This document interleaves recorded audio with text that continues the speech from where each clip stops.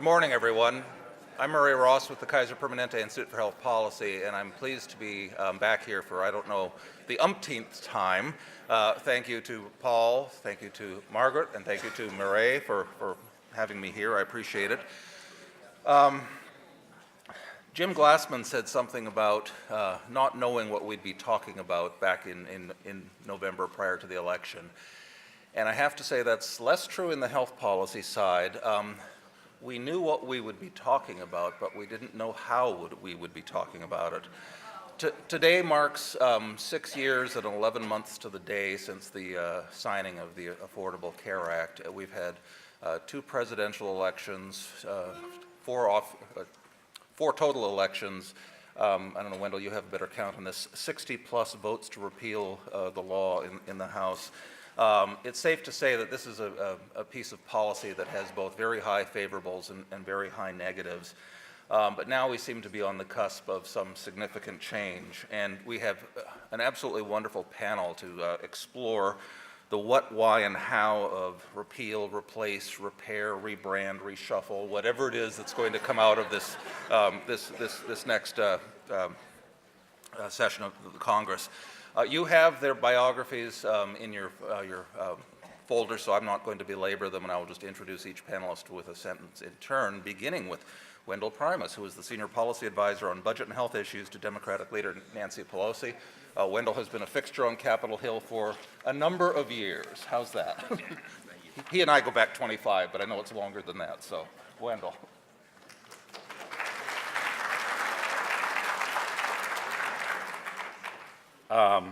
Well, it is a pleasure to be back. Thank you for inviting me, and I think that first panel was wonderful, and so I can skip some of my talk as a result. I want to begin by thanking Joe Antos and his colleague Jim Capretta. They wrote a little brief that said, repeal and delay is not very wise. And the Republicans seem to have listened, and so now we're into repeal and replace at the same time. So I thank Joe for that. The other thing, I always want to get to know the audience a little bit. I'm going to give you 3 choices. How many of you want to just simply repeal the Affordable Care Act? How many of you want to repeal and replace? And then how many of you want to keep the ACA and maybe strengthen it and improve it a bit? So how many of you are for repealing? Oh, that's great. How many are you for repeal and replace? Some of you. How many are you for keeping the Affordable Care Act and improving it a bit? Okay, well, I can sit down.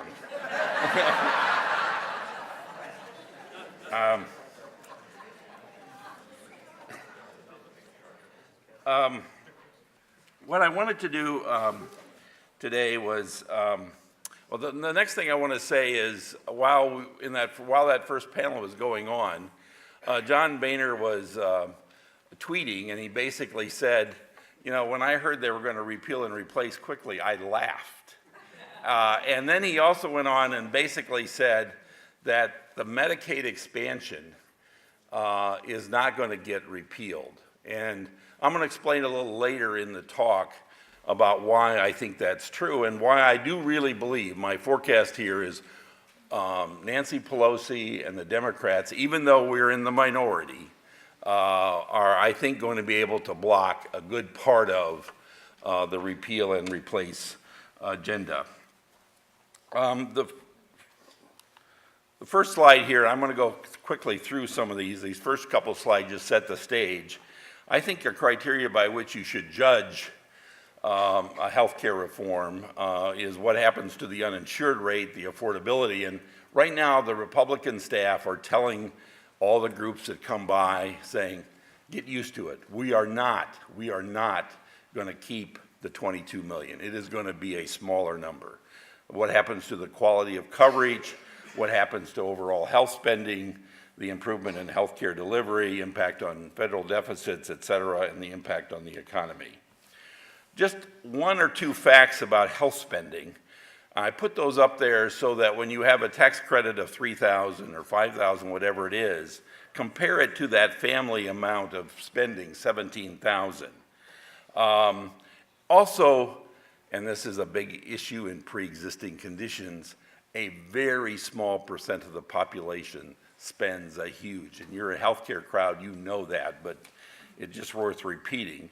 And then I think the hospital industry, which is working very hard now to keep the Affordable Care Act in place, is federal law requires the hospital industry to treat people that come to the emergency room, and they are not guaranteed payment. They're the only industry in America that has this fact that they have to provide services without necessarily getting payment. And there again is just showing you the skewness of health spending.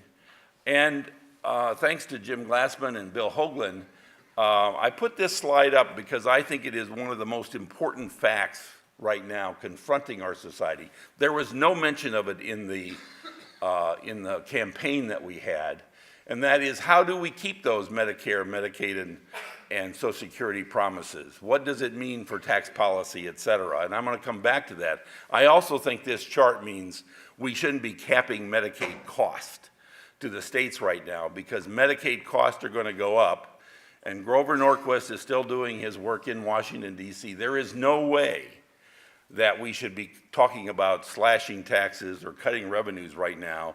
In fact, it is just the reverse. That slide is just to convince you that, and it's one of the difficulties of why the Republicans are having a hard time figuring out what the replace is. I mean, the truth is, the Affordable Care Act was built on Republican principles, the individual mandate, making sure your hospital bills weren't going to be paid for by someone else. It wasn't a single payer plan, et cetera. So there is a lot of similarities between the Nixon plan, the Dole-Chafee plan that was a response to the Clinton health reform bill, the Romney bill that passed in Massachusetts, and then the Affordable Care Act. This is a slide just, again, I think while we were writing the Affordable Care Act, we scoured the literature, we put a lot of ideas, and I'm planting cost control seeds that I think may have, or at least some of these are going to have an impact on healthcare spending going forward. I mean, HIT, the CMS Center for Innovation, the bundling of payments, the reductions in hospital admissions, et cetera. I'm going to spend just a moment on this slide. I do think the Affordable Care Act has worked, and the fact that so many of you raised your hands seems to me that you agree. So we've had one of our lowest uninsured rates in our nation's history.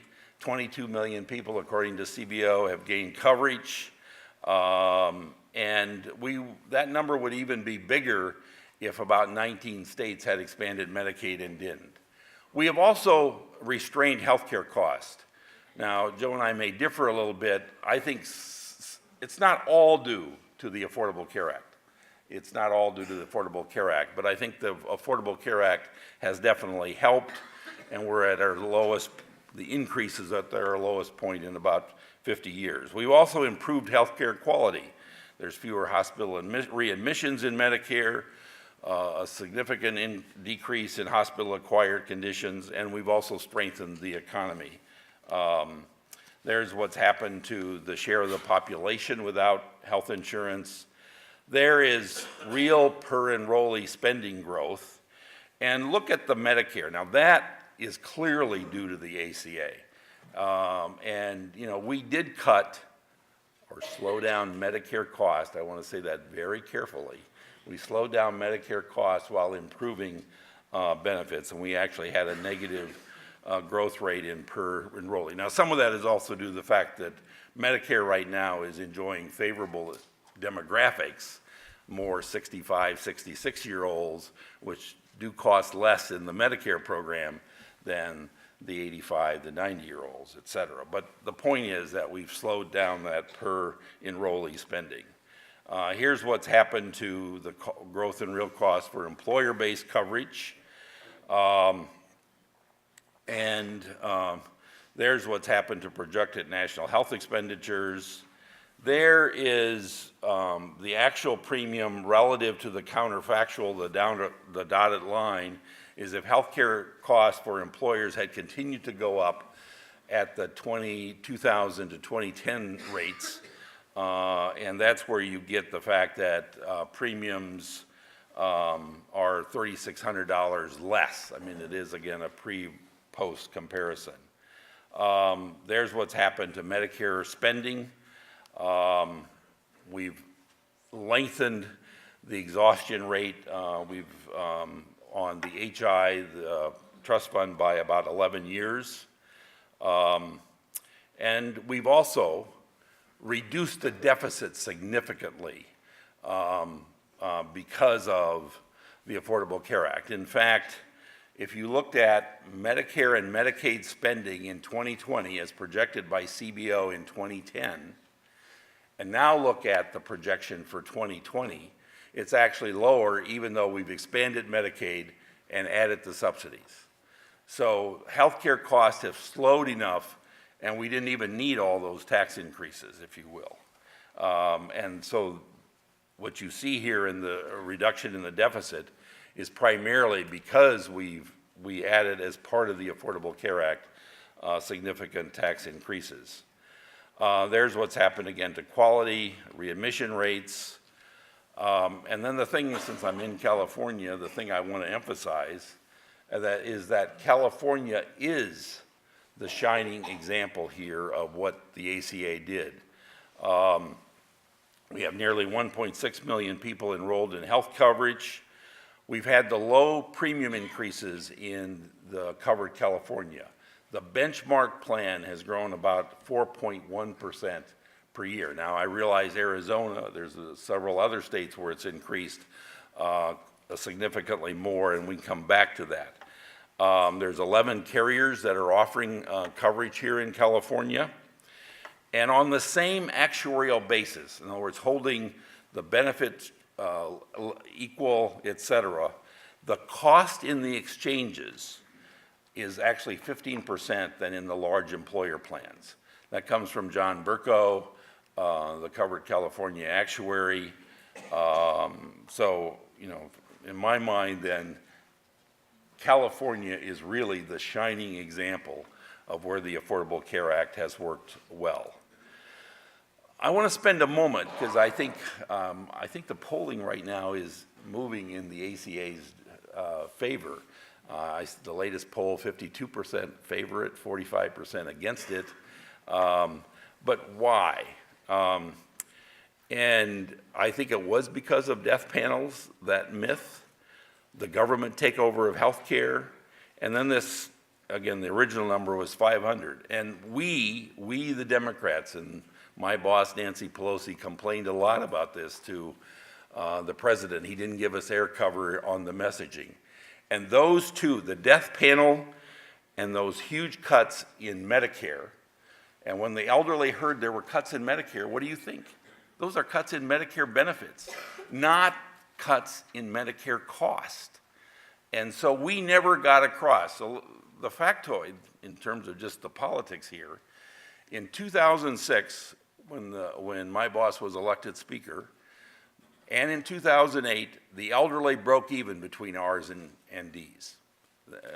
They were divided equally. In the 2010 election, when we lost the House, lost 63 seats, the elderly voted against us 38 to 59, against Democrats, 38 to 59. And I think it was primarily because of, and you can go to the Kaiser polls at that time, and 30 to 40% of the elderly believed there were death panels. And it was basically this quote from Sarah Palin, you know, seniors and disabled will have to stand in front. And, you know, think about that for a moment. That's outrageous. I mean, I think accusing a Republican of having a death panel. But the truth is, and I had the chance to attend the Democratic retreat and heard an MIT professor, those myths, those lies are very sticky. I mean, it is very hard to change the public's opinion about them once they're there. The next thing I want to talk about just a minute, the ACA was not perfect. I can go back and say, oh, I wish we had done permanent reinsurance. I wish we had subsidized further up the income. There's several things that, with the benefit of hindsight, we would have done differently. But clearly, and I put in red here, California avoided these problems. And as a result, I think that's one of the reasons ACA is such a success in this state compared to other states. Healthcare.gov was not ready. The Keep Your Plan promise, which in some states split the risk pool, and the insurance companies came in and said, you know, they had assumed we weren't going to do that. And just before we rolled out, just before 2014, lots of states split that risk pool, and it had great implications for what happened to premiums then the next year in 2015 and 16. We didn't keep our risk corridor payments that we had promised to the insurers, and we had data matching problems. And I do not think we rolled this out in a very friendly way. And how do I think we know we have data matching problems?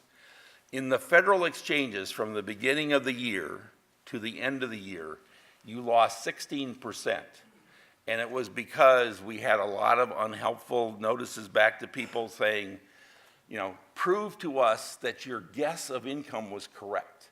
Well, how do you prove that your estimate, and remember, these are small businessmen, farmers, et cetera, it is hard to project their income at the beginning of the year. And in the federal exchanges, there was that 16% loss. In the state exchanges, on average, there was a 6% loss. So I think we lost almost 1 million individuals because of that problem. And then we have another problem that still persists today, and it's going to take legislation. We have some ESRD people, and they cost lots of money. They're eligible for Medicaid or Medicare, and the ESRD providers get more money from the exchange plans. So they're actually putting them on the exchange when they should either be on Medicaid or Medicare. So I'm just saying, you know, we have a few things to do. The ACA actually worked better in some instances. I put this up, this chart here shows the subsidy. And my point here is, if you look at that couple, 62 and 60, they have a subsidy of $17,000 just before they lose eligibility. So someone at 401% basically gets a 0% subsidy. That needs to be redesigned. I'm going to skip that chart. This just shows you that I think the Trump administration thus far has created lots of uncertainty, and that is going to be a big problem going forward. And as a result, if you just repeal and delay, you're basically destroying the non-group market, plus you're losing the Medicaid. So just repeal means we're going to have 32 million more uninsured in this country, and the premiums are going to go up, are going to double. I'm going to come back to that. What do the Republicans need to do for market stability? Basically, they need to enforce the individual mandate. They need to ensure plans that cost sharing is going to be there.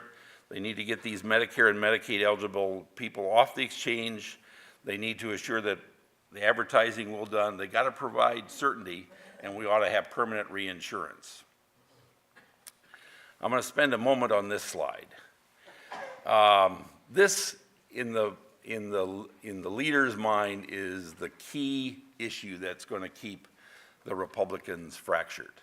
In the House, there are 50 very conservative Republicans. What they want is basically repeal and the skinniest of replace plans. On the other hand, there are about 50 moderate Tuesday group that's led by Charlie Dent from Pennsylvania, and they are very, very nervous. And in California, I know there are some Central Valley Republicans that actually have the highest Medicaid number in their district that are also very nervous. So I think this issue is going to keep Ryan has a very tough job, the speaker, to try to get this group of 50 and this group of 50 to agree. And I think at the end of the day, we're going to keep the Medicaid expansion. And I hope we can avoid the per capita caps, et cetera. And I think the last reason, well, the reasons here is spending per capita in the Medicaid program is well below that of Medicare and private insurance. And right now, again, because of that demographics you heard from Bill and Jim, we should not be capping Medicaid dollars. State spending on Medicaid has to go up.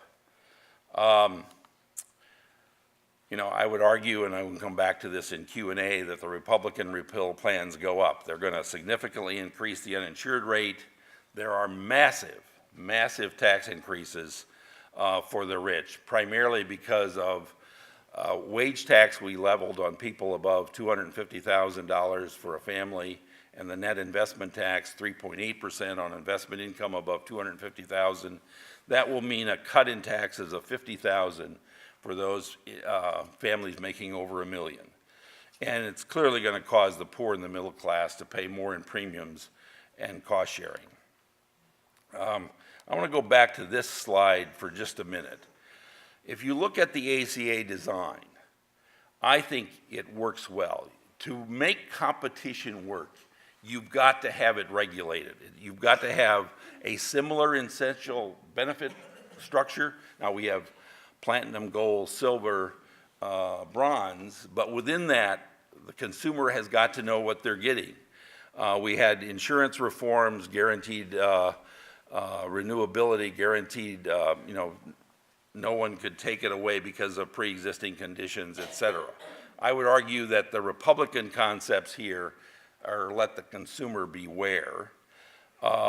And there's no way the structure of subsidies, having a flat income tax credit, and right now that Freedom Caucus is even arguing of whether it should be refundable, let alone advanceable and refundable. So anybody, I think, if just thinks about this for a little bit, if you have $30,000 as a family in the individual market, or $150,000, that family making $30,000 is going to require a higher subsidy than the family making $150,000. And another thing of the design is the extra cost. In other words, if healthcare costs go up a lot, it's the government that pays. That's because the subsidy is targeted to the second lowest silver plan. So if that second silver plan goes up, the subsidy automatically increases. And as a result, that's why I'm saying the extra cost there is borne by government versus the family. I think the ACA, just looking at its design, is much better structured than anything right now that the Republicans have put on the table. We also have a few other things that we need to do this year. CHIP reauthorization, we've got to reauthorize FDA user fees. Puerto Rico has a particular problem. And so, in conclusion, I'm trying to make Murray very happy here. The ACA is working, and yes, it can be improved. California is the ACA success story, and the Republican plans are a big step backwards. But if you think about it just for a moment, look at, again, from 2009, it's just an unbelievable story. I've lived that. So one party, the Democrats, really took many of the principles of the other party, enacted major reforms, and I would say the evidence is clear that it worked. The other party is still calling it a complete disaster and has invested millions, between the groups, et cetera, trying to prove that it doesn't work. The lies surrounding the Affordable Care Act are really overwhelming.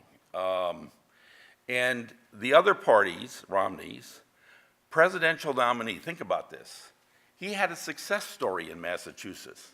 Massachusetts was the state with the lowest uninsured rate. And yet he basically had to disown that in the 2012 campaign. Now that we're engaged in this major battle again over the ACA, when we really, all that is needed is some minor tweaks to strengthen it. So that's why I think this whole story is really unbelievable, and I'm so glad that so many of you raised your hand and said we need to keep it and improve it. Thank you very much.